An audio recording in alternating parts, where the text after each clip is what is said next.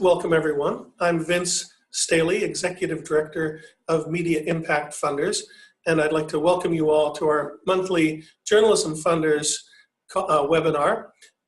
We're going to be focusing on local news, very exciting developments across the country in local news, but that's also the focus of the Knight Media Forum, which will be taking place next week in beautiful sunny Miami.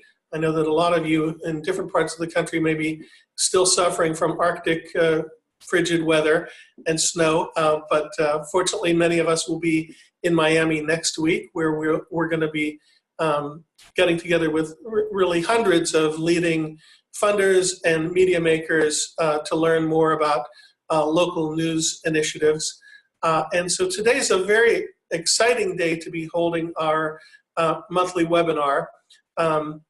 The Knight Foundation and the Wyncote Foundation have both made interesting announcements just in the last few hours, and so we're very happy to be including with us today Jennifer Preston, who's Vice President for Journalism at the Knight Foundation. She's going to be sharing with us an exciting announcement that some of you may have heard about already, and give us a little bit of a preview of what's to come at the Knight Media Forum next week. And then afterwards, Sarah Lutman is going to talk about a new report that she authored with the Wyncote Foundation, which also was released today.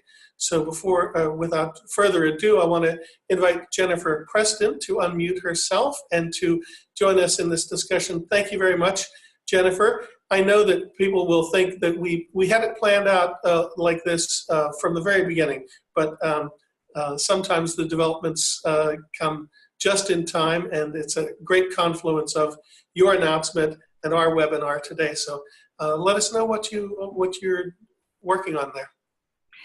Great. Thank you, Vince. And hello, everyone. We are thrilled to announce today that Knight Foundation will be doubling its funding commitments to journalism over the next 5 years. Our board made this authorization because this is such a critical moment in time for all of us in philanthropy and for all of us who care about democracy to make big bets and significant funding commitments to support journalism. The authorization came with some decisions, some major investments that we're announcing and that you'll hear more about at the Knight Media Forum next week.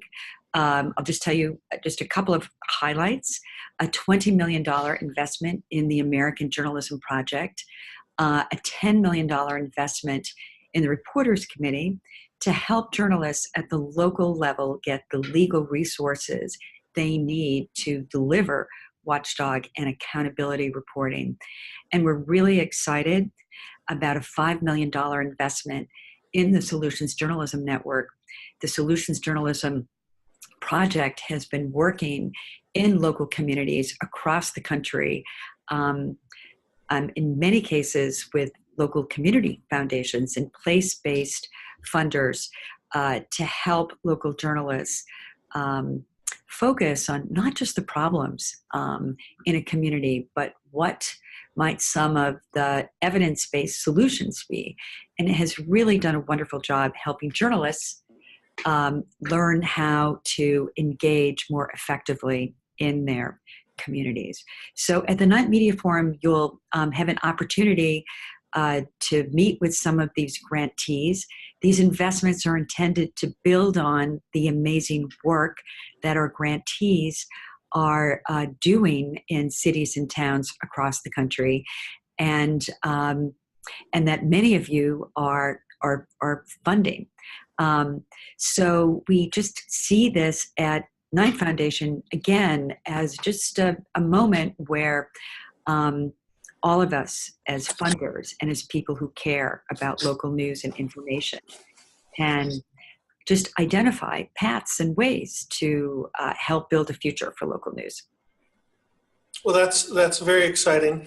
And of course, we're used to the Knight Foundation being one of the most robust supporters of media and journalism already in the funding community. But I think stepping up in this way, doubling your already large investment, hopefully will inspire other funders to step forward as well, and to see that if even the Knight Foundation senses the urgency of this moment, that other funders will also step up to the plate as well.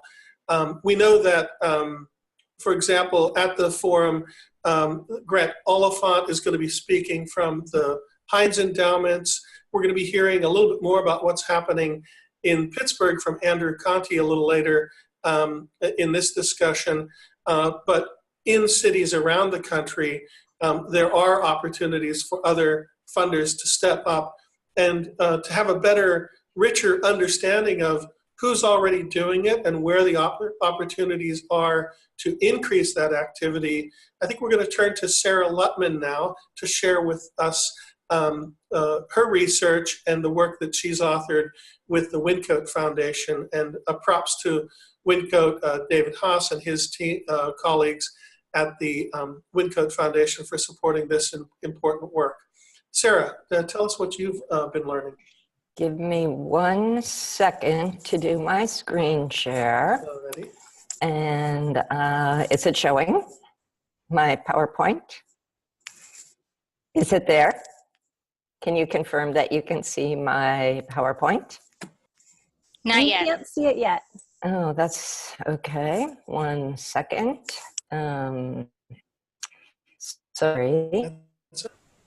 Let's try again. Share. I assure you all, it worked in rehearsal. It's coming. I failed to click one thing. How is that doing now? That works. Okay. So I wanted to share with you, we've been looking for a moment that seemed good to share some work we've been doing at the Wyncote Foundation, which has long advocated that other local grant makers invest in media based on the inspiring examples that Wyncote has seen in its own work and its own investments. So in our work, we have gradually built an inventory of other place-based media funders, and we decided to see whether it would be useful for other people if we were to share it and make it public-facing. So again, where we got the information on the spreadsheet, which we're going to share with you in a sort of beta version, is gathered through conferences, research, and reporting that we've done internally. Then we showed it to media impact funders and we said, hey, do you think anyone else in the world would ever be interested in looking at this? Because we know that funders are learning from each other when it comes to supporting local media, and this might be helpful to their networking as well. And Vince and the gang said, yes, that would be wonderful. And they added some names to it, and we want to share it with you today. So the criteria for this are that you needed to be a place-based funder, making grants in local media journalism or storytelling. Some of these funders have specific programmatic approaches to media, but not all of them do. Some of them just, when you study their grants list, it turns out they've made a lot of grants, but it may be within some other program definition. But all of them have grants lists that go beyond just a single grant here or there that they've made, but that we can see there's some sort of concerted approach by working backwards from the grant list. And so our questions are really like, is this useful to anyone besides us? What's missing? If you're on the call and you're a funder and you look at the listings, do we have it right in terms of your work? And just asking people to take this out for a test drive and let us know what you think of it. And I wanted to have a couple disclaimers in that this spreadsheet wasn't created to be comprehensive. We didn't start with a huge data set and hire 18 interns to comb the whole Foundation Center database. It was built really person by person, project by project. When we saw interesting work, we tried to figure out who was funding it, and then we went and looked at their 990s and grants lists. And it's really not meant to replace these deeper resources. It's meant to provide a working list that other funders can use for networking. And we really look forward to suggestions you have, not only for improving it, making it more useful, but adding to the list. And that's really it for me. Vince alluded to a report that WinCoat issued today, which we had so much fun writing and researching, and it highlights 9 local media innovators that we think enrich the examples that funders can look to find out what good work is happening in other communities. And it's on the WinCoat website as of this morning. And quite a few of the people in it turn out to be featured at the Night Media Forum, even though there was no collusion. So you'll be able to meet some of them in person if you're able to join us. So there you have it. Thank you, Sarah. And actually, in this case, we encourage all the collusion that we could possibly muster here. And thank you for clarifying that the research project is separate from the report, but related and background to the case studies that you're identifying and sharing in the report as well. So now we're going to turn to the vignettes of what's actually happening on the ground around the country. And we're going to have time for everyone who's attending this webinar to also offer questions and comments. If you're an attendee and not a presenter, you can offer a question by going to the top left of your screen and submitting a question or comment there. We'll keep an eye on the Q&A function throughout the call to make sure that we address anything that comes up. But now I'd like to turn to Fiona Morgan, who coordinates our Journalism Funders Network. She's out of North Carolina, and I think they're not suffering from an Arctic blizzard today. But Fiona, tell us who you've got with us today. Yeah, thank you. As Vince said, I am the Journalism Funders Network coordinator for Media Impact Funders, and these monthly webinars that we have are one way that we support our Journalism Funders Network by offering a platform for conversations about topics in the field and a chance for funders to connect with each other directly. And as many of you know, the Night Media Forum is a very important gathering for us, and this year we decided to use the webinar as a chance to preview what's going to be happening there and let attendees get a sense of the lay of the land and connect with each other. This conference is big. It is, there are more than 550 people registered. I'm sorry about the leaf blowers in the background. I live across from a university campus and they always start up when I get on a webinar. There are more than 550 people registered for this gathering, and more than 150 of those are funders. And there are also a lot of philanthropy serving organizations, lots of news leaders doing great work. So some of these funders are just beginning to make journalism investments. They might be at the early stages of figuring out how funding journalism is a strategy to serve their mission. And there are also a lot of people with a lot of experience and lessons learned that they would like to share. So the agenda is rich. I'm going to put that in the chat box so you guys can look at it. And the time is limited. It's just a few short days. So we were thinking to make the most out of attending the forum, we wanted to use the webinar to give you a sense of what's coming up. And if you walk away from this call ready to set up a coffee date, or if you have a better sense of who you want to talk to or which sessions you want to go to, then we will have succeeded in our goal. So like Vince said, please feel free to use the Q&A function at the top left of your screen to pose questions early and often, and we will get to those shortly. So we have several folks today, all of whom are going to be attending the Night Media Forum, and they're all either funders or working very closely to execute strategies that funders have worked on. First is Andrew Conti of Point Park University's Center for Media Innovation in Pittsburgh. And he is working closely with the Heinz Endowments and several other really great funders in Pittsburgh to talk about some collaborations that they've been doing. And they've recently launched a website for Bridge Pittsburgh, which he's going to tell us about. So thanks for having me on, Fiona. And as a first-time attendee of the Night Media Forum, I hope I get lots of coffee dates out of this, so fingers crossed. Our project in Pittsburgh really started with media impact funders. The Heinz Endowments in Pittsburgh had asked media impact funders to conduct a study of the media ecosystem in Pittsburgh. And their findings were that there were the same challenges as exist everywhere across the country, but in addition, Pittsburgh also had some unique opportunities. And so coming out of that report, Heinz then asked the Center for Media Innovation at Point Park University, the center that I run, to convene something with the media outlets across Western Pennsylvania. They weren't really sure what it would look like. They just thought we should do something. And so we put out a wide net. We reached out to as many media outlets as we could with the idea that we would just bring them together. We kept a very low bar for it. We said, come in, get some food, have some beer, hang out with us. Let's talk about the state of media today. And what we found was that the enthusiasm for this was greater than anyone expected.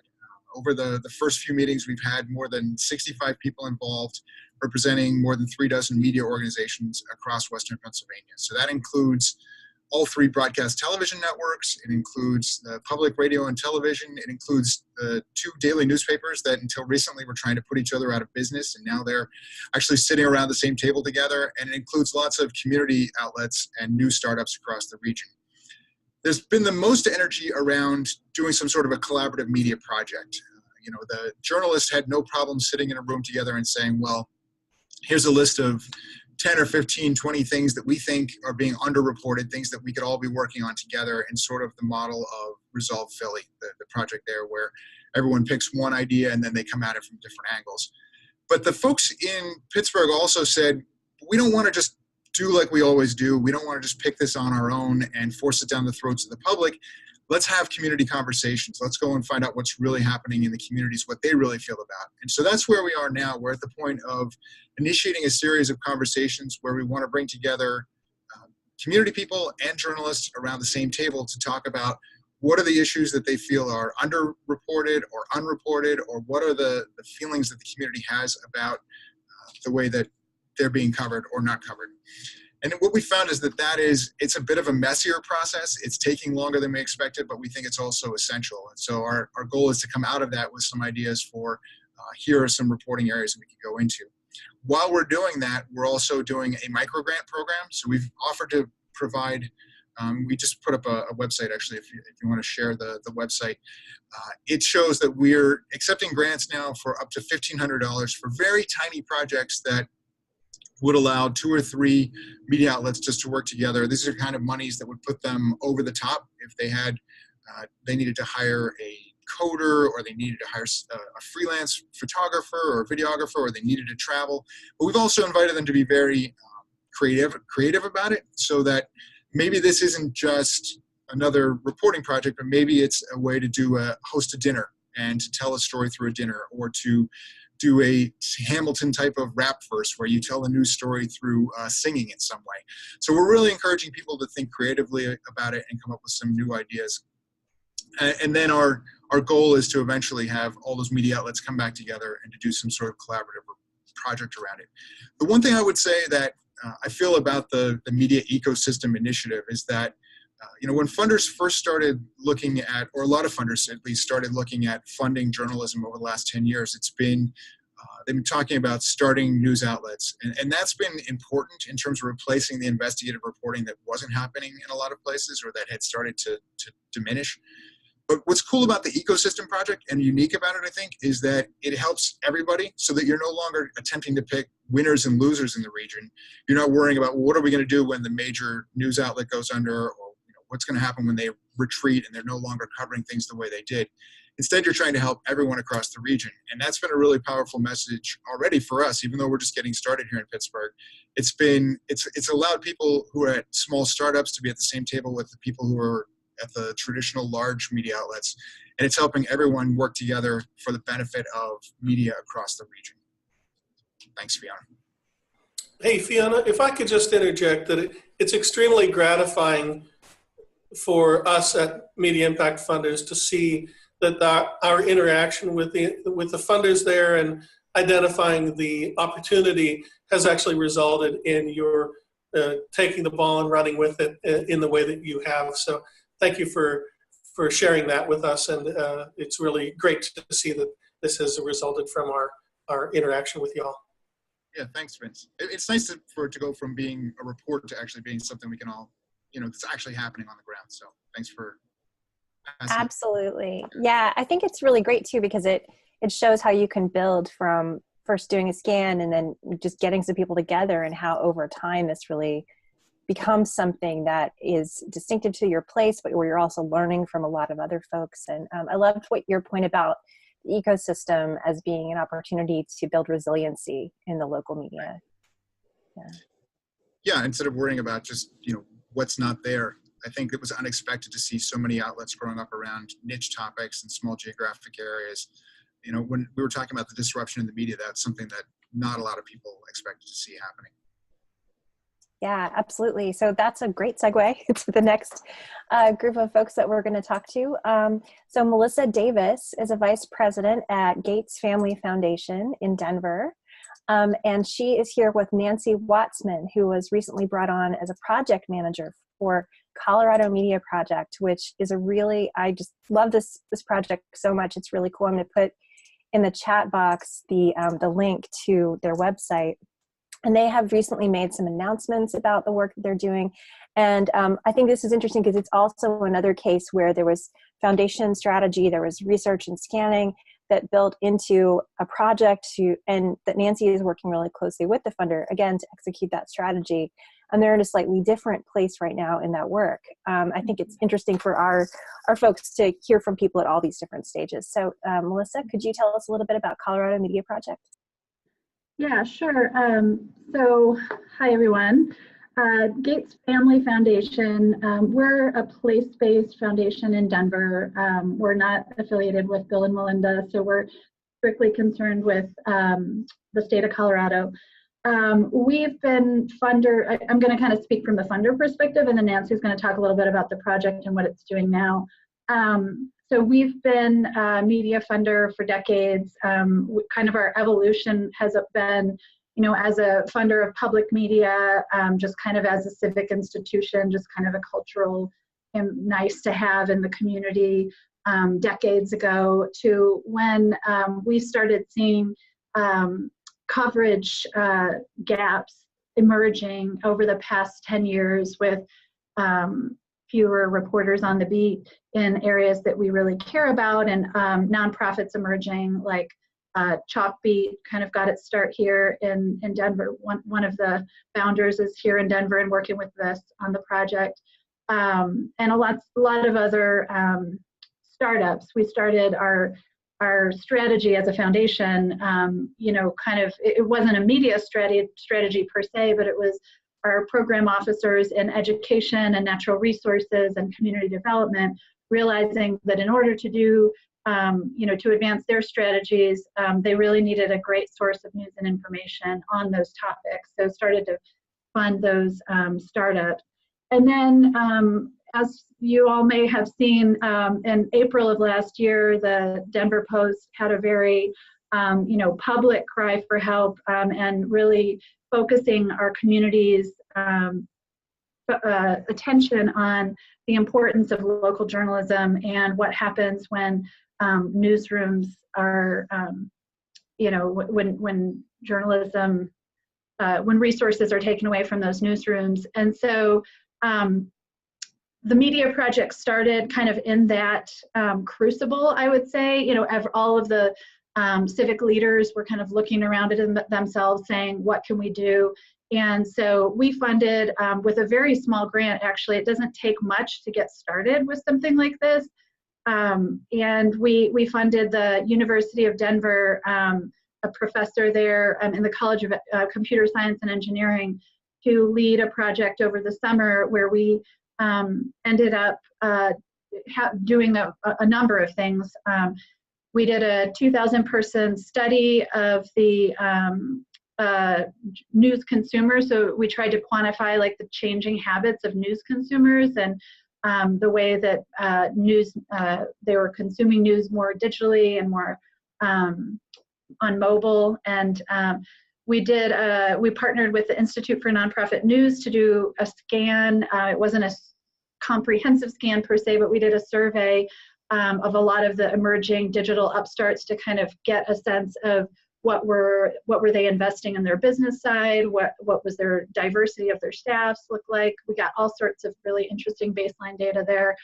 And we did some community conversations where we did we did some design thinking around thinking of it from the public's perspective. And that's the thing I would say the media project has always tried to take not any one outlet's perspective. Like Andrew was saying, I think we hear a lot of that. We feel like we have a lot of that in our project too. We're not about the survival of any one entity. We're really about the how do we come together as a community, recognize the importance of local news, and figure out together how to sustain that in a way that makes sense for the community, and kind of keeping that community focus at the center. So as a result of all this work over the summer, and you can look at all of our research on our website at coloradomediaproject.com, we thought that there needed to be an entity, that just kind of held the space for this conversation. We were hearing a lot of interest from local funders, from place-based funders. Community foundations are really interested in this issue, but we're all kind of in an education stage, and we're at different places along the pathway, I would say, to thinking about this more holistically. And so we thought we should, we had an opportunity for Gates Family Foundation to kind of take the lead and make a major investment into continuing this conversation moving forward. And so we last month announced that we were going to, we had to take it to our board. It wasn't a normal focus area. We kind of had to make the case for this being a timely need for our community. And so we're making $1 million, just over $1 million over the next 3 years, which is a pretty significant grant for our foundation to kind of give enough space for the Colorado Media Project to exist and kind of move some of these conversations forward. And with that, I will ask Nancy to talk a little bit about some of the things that we've already done, because we've done a little bit of pilot work over the last couple months, but also we have some big plans moving forward.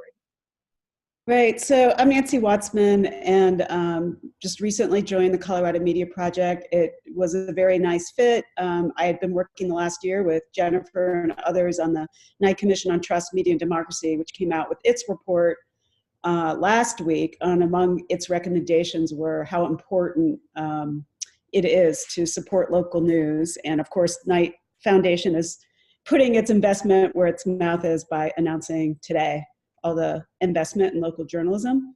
So as Melissa mentioned, before I even came on the project, they already took this work forward. Part of the goal here is to not reinvent wheels and work with national partners and others to bring programs here. So they collaborated, for example, with INN, bringing them here for one-day workshop for outlets, which was super helpful, getting a lot of folks together from around the state. Also partnered on Newsmatch, and Melissa will be speaking next week in Miami on a panel about Newsmatch, along with Andrew and some others. Ongoing, for the future, we have ambitious agenda, and our program is developing, but are already having lots of conversations locally. We've got 4 areas where we're concentrating. One is building sustainability, obviously key for all the digital upstarts and traditional outlets out there. Innovation, how do we bring digital and other types of innovation to help bolster all these great news organizations. Collaboration, like Andrew talked about, we're also very interested in working with outlets here in various types of collaboration, whether it's on reporting projects or we're even talking about some shared space, working with Rocky Mountain PBS, who has a big plan cooking about shared space. And then, frankly, in a lot of ways, my favorite of the 4 poles is the advocacy. Just being out there and pounding the drum. And as I say, shouting from our mountaintops. We've got a whole bunch of those over 14,000 feet in Colorado. But how important local news is to our civic life and to democracy. And I think, honestly, that's one of the biggest roles we can play. We've put together a local advisory board, very, very impressive on the part of Gates Family Foundation, all the local connections, bringing a lot of local funder and other voices into that local advisory committee. We also have the former editor of the Denver Post, the former publisher of the Rocky Mountain News.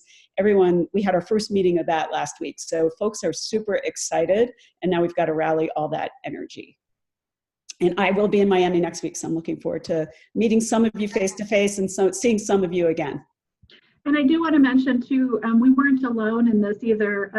The Democracy Fund, which very early on did a scan of Denver, was a real seminal in kind of bringing me along. And so I think it's really worth mentioning that I think it's a great role that national funders like Democracy Fund and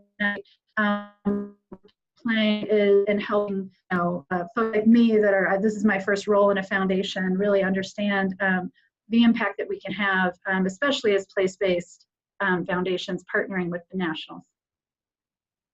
That's great. Thank you so much. I mean, and there's so much richness in what you guys are doing in terms of examples and lessons learned from other folks. And I'm struck by how the connections between, the way that you guys are using convening and the way that Andrew and the folks in Pittsburgh are using convening and thinking about news as part of civic life and re-articulating that and making that a big, big part of the message and the work of pulling people together. So that's really great. I want to, again, remind folks that we would love to hear your questions. So if you want to post a question in the Q&A, we have one queued up that I will ask in just momentarily, but we'd love to have more. And I also want to introduce Kathy Locker, who's our next speaker. She leads the Knight Foundation's investments in Detroit. And if you don't know, you should know that Detroit is incredibly innovative and are really doing a lot of things that a lot of people are paying attention to in terms of collaborative work and journalism ecosystems. And Kathy is a big part of that, and people rave about her. So I'm excited to meet her remotely and to see her in Detroit, well, hopefully, but in Miami. So one of the things they've worked on is the Detroit Journalism Cooperative, which has been going for several years as a collaborative between public media outlets. And recently, a launch of the with the Community Foundation for Southeast Michigan and the Ford Foundation, a project called the Detroit Journalism Engagement Fund. So I'm hoping that Katie, can you take it away and tell us about that? Sure. I'm delighted to be here, and I just would remind people that both Jennifer Preston, who spoke at the beginning, and I are both at Knight, but the way that we're structured is that Jennifer's journalism team leads national efforts, and then there's 8 of us that are out in our communities, residents of our communities, and it's our job to serve the community strategy, and that's what's really relevant to this call, to be that connection between Knight's national work and what can be done in community. And what I'd hope to talk about that incorporates the engagement fund, the Journalism Engagement Fund and the Journalism Cooperative, is the evolution over the last few years of Detroit's participation in these national conversations, and particularly in the Knight Media Forum. Anyone who wants to play the game can play the game of finding the 31 Detroit participants at the Knight Media Forum. Detroit will make up more than 5% of who's participating, and that number has grown each year, largely because I think we've figured out how valuable it is for our sort of 2 sets of participants, and that is people who are in the journalism ecosystem, who are journalists or part of nonprofit or even for-profit news systems that want to understand new best practices, want to understand the national network they can be part of, certainly want to understand how to tap into funding, but it's new for them. It's really new for a lot of people, this intersection between philanthropy and journalism. So we have a strong cohort of journalists that come down with us to Miami. And then we also have a number of local and national funders who work out of Detroit, like the Kresge Foundation is headquartered here in Detroit, who also come down. And it's the same thing, that this real interest in, as Knight and others like Democracy Fund set this tone of the opportunity for philanthropy to invest in community information by investing in community media. How might we do that? And these folks often, in fact, every funder that's coming down from Detroit does not consider themselves a media funder, but is trying to figure out how they participate. What we've done here over the last really 5 years in Detroit is two things. The first that we launched was the Detroit Journalism Cooperative, which has been presented a couple times now at Knight Media Forum. It's actually, to the extent that it's a formal investment, has sunset because it really was about inviting nonprofit civic media, public media here in Detroit and around Detroit to figure out how to leverage each other to better tell the stories of what was happening in Detroit at such an insane time. Now that we're a little past it, I can talk about it that way, but during bankruptcy and emergency management and some really challenging times, how did we leverage those different journalism partners to have more impact? And they learned that, and they have continued the work. And most of those partners that include Detroit Public Television, our Detroit Public Radio station, WDET, and Bridge Magazine will be down in Miami. And then we launched a year ago with, as Fiona said, with the Community Foundation for Southeast Michigan, and with Ford Foundation, which has substantial investments here in Detroit specifically because of their origins here, a program called the Detroit Journalism Engagement Fund, and I'll put a link up for that in the chat. And that's really a place to where we were doing smaller grants that opened open call to media partners and nonprofits in the region of new ways to bring journalism resources to wider audiences in Detroit. The real question that is being posed here is both how do we engage broader audiences, not just the sort of traditional media audience in a city that's more than 50% in poverty. We have to think really differently about our audience development strategies and also the engagement strategies that result in reporting that's really for Detroiters and not for people who are observing what's happening in Detroit. And so the engagement fund was a starting point of really some experimentation and some modeling, much of it inspired by things seen at Media Forum and through others. And we're really now trying to evolve to more sustainable models. And there are 2 different Detroit conversations happening on Wednesday morning on the agenda. So more opportunities to learn specifics of Detroit during the big panel on Wednesday and then during a breakout. Thank you so much, Katie. Yeah, I put a link to the Detroit Journalism Engagement Fund in the chat for everyone to see. And I'm also here, I'm gonna type right now, trying to type and talk at the same time, link to the agenda for the forum. And so you'll see there's a ton of, both the Detroit conversation, the conversation about Newsmatch that Melissa's gonna be involved in. There's just so much in the agenda. And so that was really great. And I think it's really interesting to me how you found that working with this community foundation was important to the work that you were already doing and building on it and finding kind of a new avenue for bringing new people into the conversation. And tell me this correct, that Ford was also involved in this, and that part of Ford's goal too was in trying to get better representation in newsrooms and address some of the sort of newsroom diversity concerns that had been raised in the scan that Community Foundation did. Yeah, that's right. I think that it's a really important point. You know, the way that Knight is structured, the way that Ford is structured is our grant making in our communities. There's just me in Detroit, and Ford just has one person in Detroit. And so by leveraging the relationship with the Community Foundation, which Knight does in 28 communities across the US, we actually get to tap into some people that can really widen our ability and our capacity to deliver on this grant making. You know, they manage all of those grants for us. And as you say, Fiona, we got to bring, each funder got to bring their own priority to that. And that Knight was really interested in the quality of local news and these issues of engagement.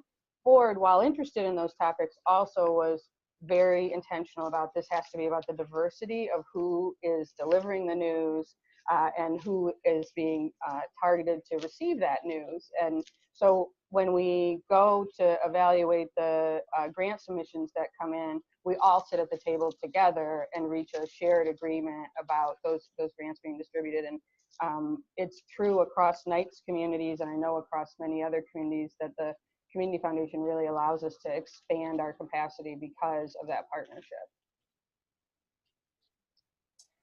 Well, we definitely want to open it up to questions. So I'm going to raise one question that's come up so far. I encourage our panelists are here on the call to be part of that conversation as well. And anybody that has a question, please share in the Q&A box. But so the question that we had was for Andrew, this is Abby Niels.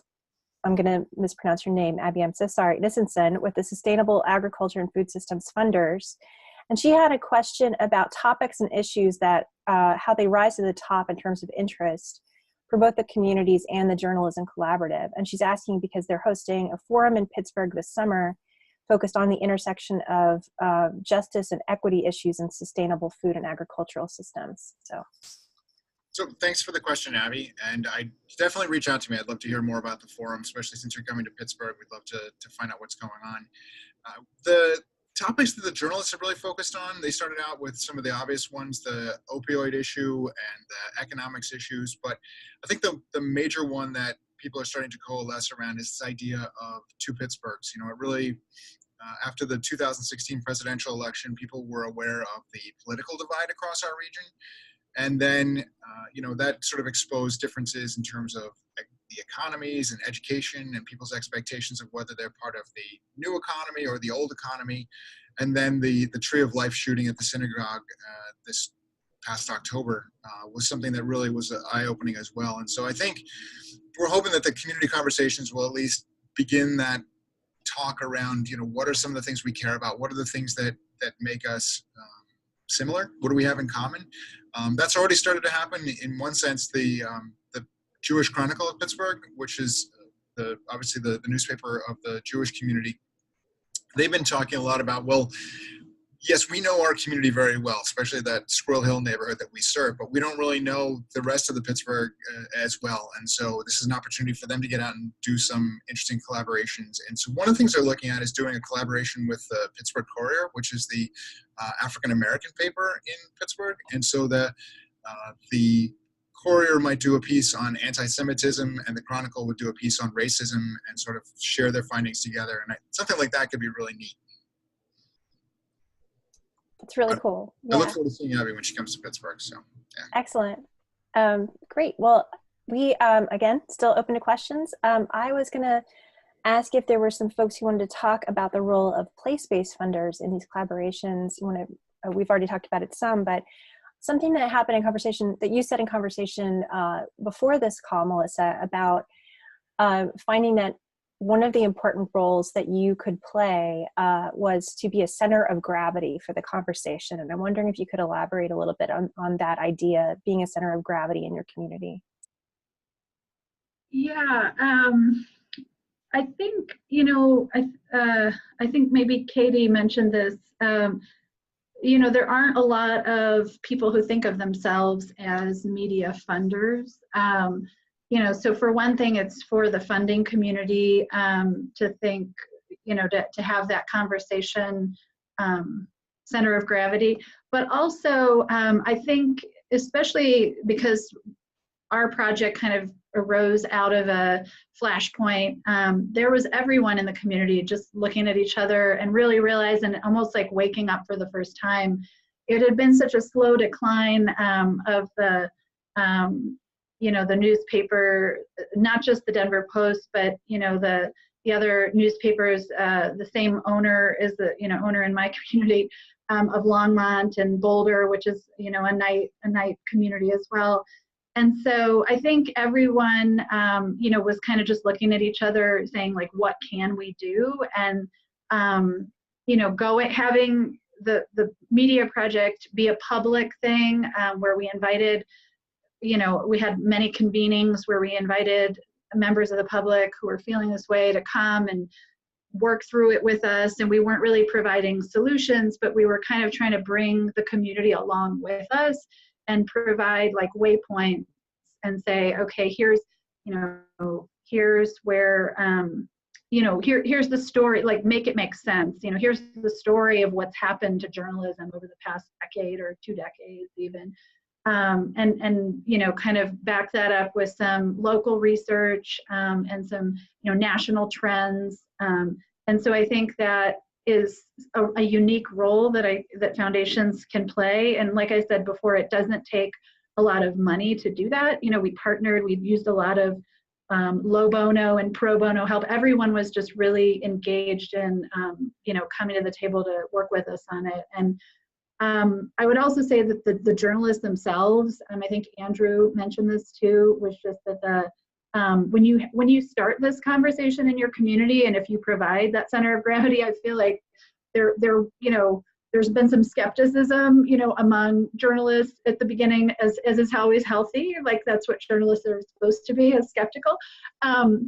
But we got some really good feedback, even just last week on at a meeting. One of the most skeptical journalists that we have been working with said, I've been really, wondering about this whole project, but the momentum that we've been able to create along with partners has really given her hope, I think, for the sector.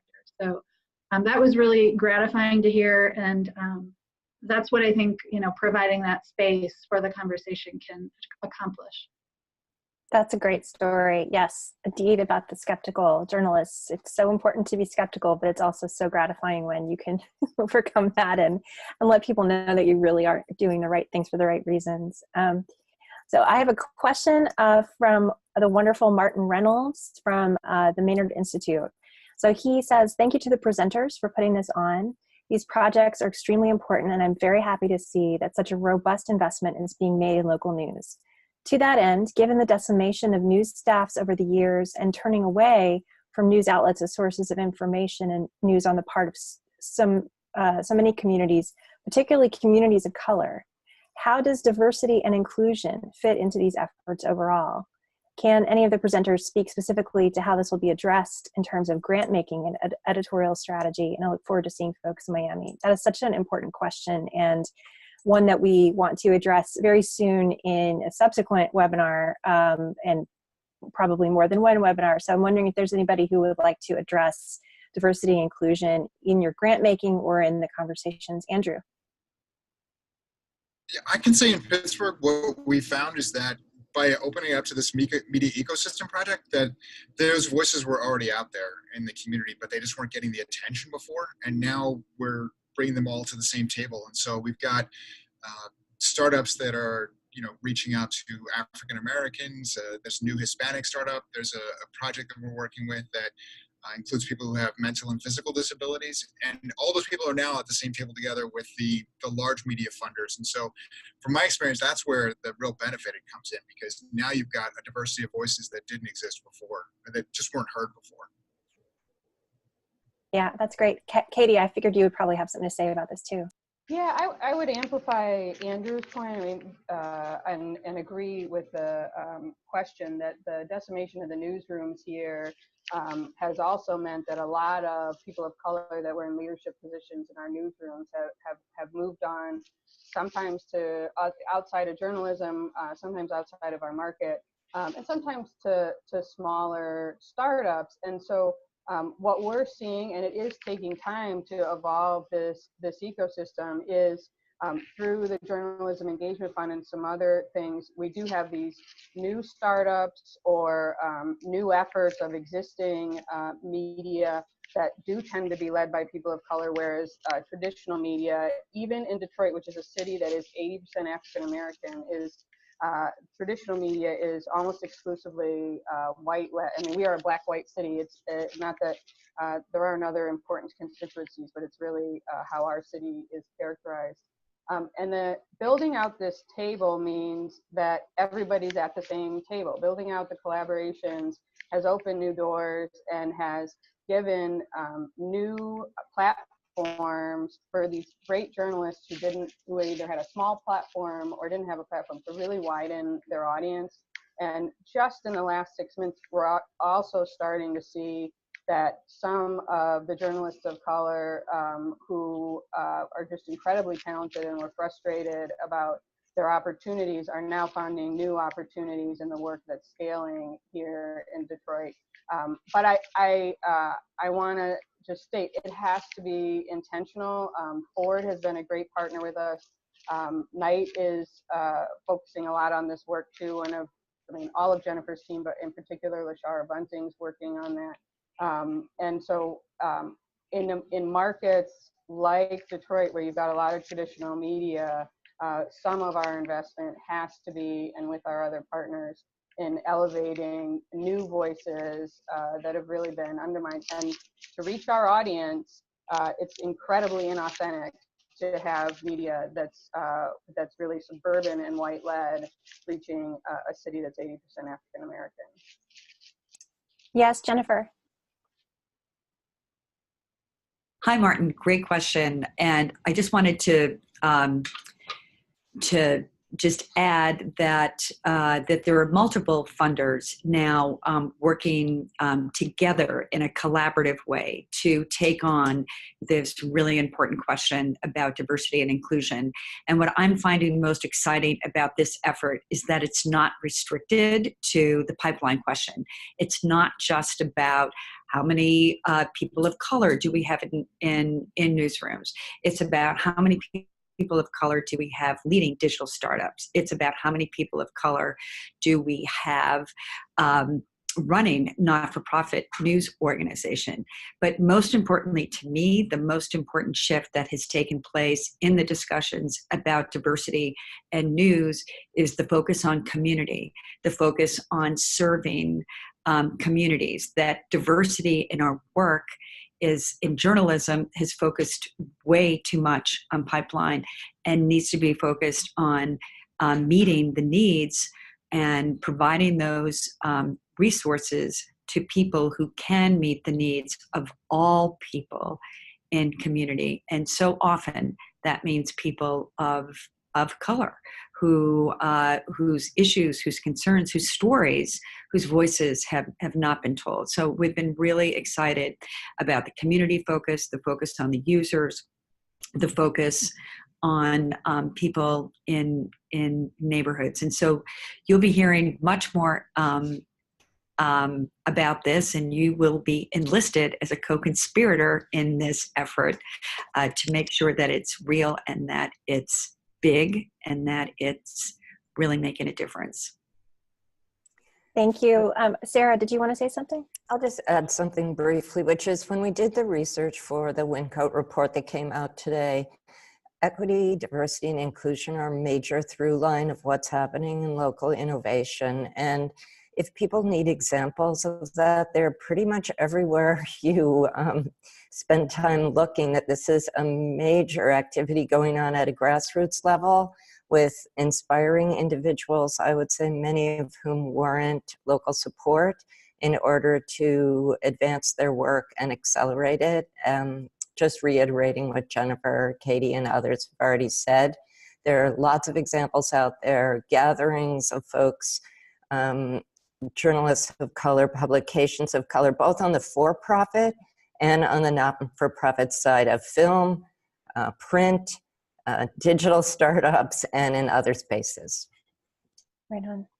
I want to add that we had another comment in the Q&A, and I hope I'm pronouncing your name correctly. Sadia Zaman from the Inspirit Foundation says, "We are thinking very hard about the editorial decision-making process and equity here in Toronto as well. Please reach out to me if you're interested in meeting for coffee next Monday in Miami. szaman@inspiritfoundation.org." So thank you so much. This is great. Coffee dates abound. But yes, I'm so glad that you asked that question, Martin.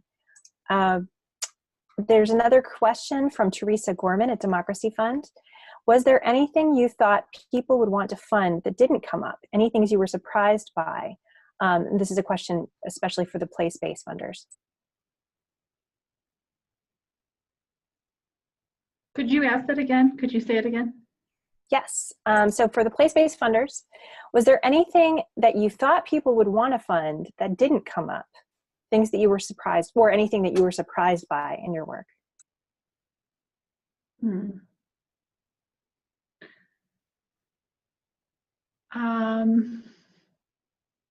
I don't know. I don't have a good answer for that. We can hold that question in our minds for a moment. Vince, did you want to say? Yeah, I just wonder if Sarah Lutman might have a thought on this topic, since she's talked to so many. It's true, I do. I think what's interesting to me is what are the entry points for new funders as they consider getting involved in journalism or media funding. And a lot of times the impetus starts within program areas. So let's say an environmental funder or someone who's really interested in public space or in criminal justice enters the field through designated funding. And then it takes them a while, if ever, I might add, to get to the point of realizing the same sort of capacity building approaches that they might take in other sectors. That these kinds of new nonprofits or well-established nonprofit news organizations will die if they're fed only a diet of special project funding, and that it's really the core support that is going to make a difference for the long term. And so I just hope that as people get deeper into the sector and learn their ecosystem, they start to realize that some of the same, what we would call organizational development approaches apply here as well. Yeah, that actually jogged my thinking too. Thank you, Sarah. I was a little surprised too. I think sometimes I think there's a inclination to want to jump to, but like, let's all just fund one outlet and then they'll have the solution. And, that there's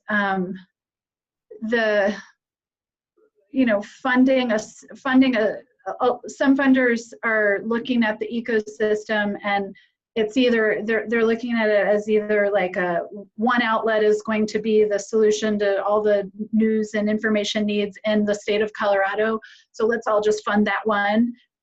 Whereas I think the approach that Sarah was talking about with the sustainability of the ecosystem, and in order to have a end state where we are covering the communities that don't get covered, and that there is a different sustainability looks different for different sized organizations, and that funders can help that sustainability come to fruition for lots of different types of organizations.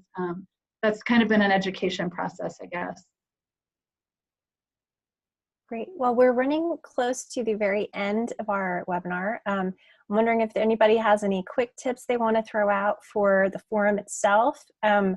I don't really accept that I always have my meetings in the downstairs area, so that's a great place to meet up with people downstairs at the entrance of the hotel. Wondering if there's anything else anybody wants to throw out there. Well, I would say forget your diet during those 2 days. There's going to be lots of great food and drink to foster wonderful conversations. And if I'm so inspired by Melissa's story today, and our hope and goal at Knight Foundation, Melissa, is that you will tell your story to every place-based funder that you meet, because if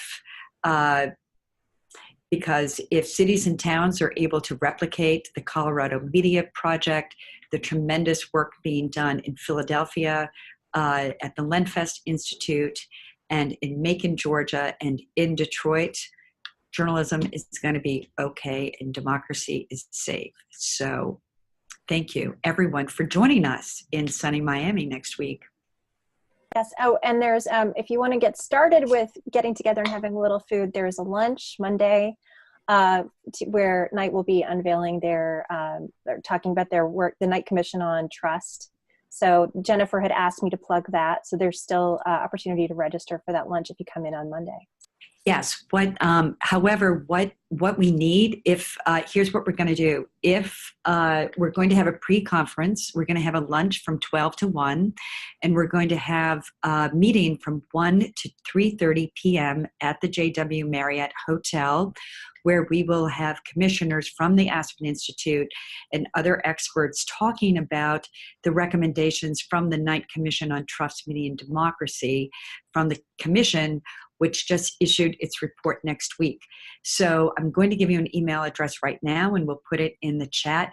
If you would like to attend that lunch and the panel discussion, we would love to have you, but I need to register you. So if you could please send an email to Nick Sweeter. The email address is swyter@kf.org. That's Sweeter, SWYTER, @kf.org. And if you're able to join us between noon and 3:30, please email Nick today, because our slots are limited, and would love to have you. Great. Vince, Great. you want to wrap us up?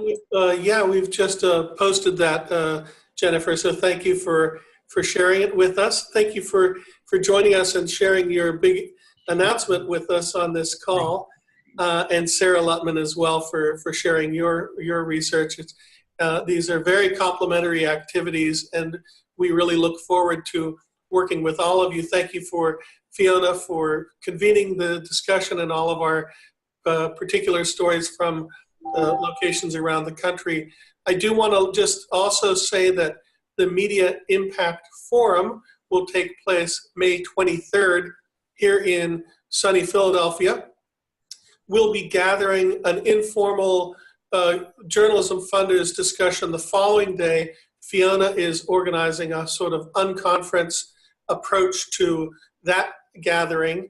And then our formal J Funders annual gathering is going to be later in the year, October 7, 8. Stay tuned for an announcement of the gathering of journalism funders, October 7, 8 in San Francisco. That should keep us all very busy in the coming months. So see many of you in Miami, and thank you all for joining the call. Thank you. Thank you.